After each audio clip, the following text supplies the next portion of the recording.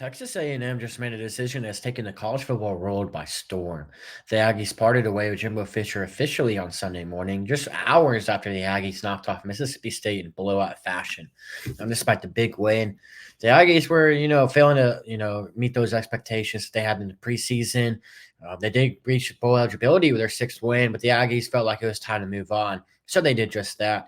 Obviously, this move is going to have huge implications on the recruiting trail, more ways than one.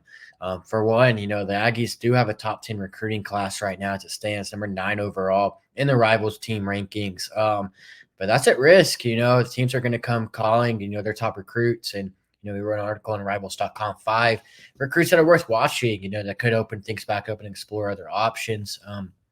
Camp Coleman being one of those headliners. He's a top-ranked guy in the A&M class, out of Phoenix City, Alabama, big-time wide receiver prospect that we have, just outside 5-star range, top 25 overall recruit in the country. Auburn was heavily involved before he committed to A&M. He's taken recent visits to Florida State, Florida. Deion Sanders in Colorado got him on campus this fall.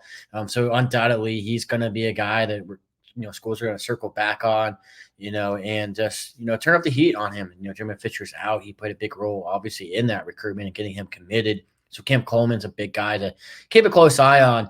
In the Mid-South region, you got Terry Bussey, a Rivals 100 recruit, one of the most dynamic athletes in the country, a guy that could play either side of the ball, at wide receiver or defensive back. LSU was heavily involved in his recruitment before he committed to A&M in September. OU made a big push over the summer into the months and weeks leading up to his decision as well.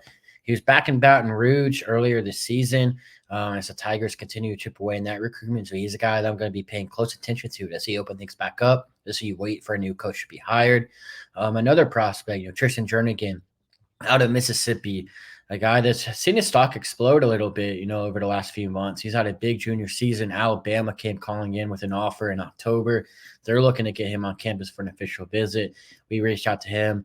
He admitted that, he doesn't know what he's going to do in his recruitment. He's going to take a step back, weigh all his options. As I mentioned, the Crimson Tide are involved, as are Mississippi State and Ole Miss, the two in-state schools, and then Magnolia State looking to keep him home. Kentucky is another program that's, a little bit in the mix as well, trying to get him in for an official visit.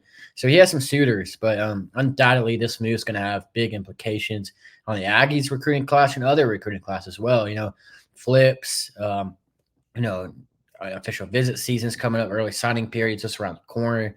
So that's going to be something to keep a close eye on. But A&M officially making that big move, for one, it's going to, open things back up, raise some questions about the recruiting class in the immediate future. But now the focus will be who A&M targets and who they're going to hire. They obviously are going to want a class, or they're going to want to hire to keep this class, intact sooner rather than later.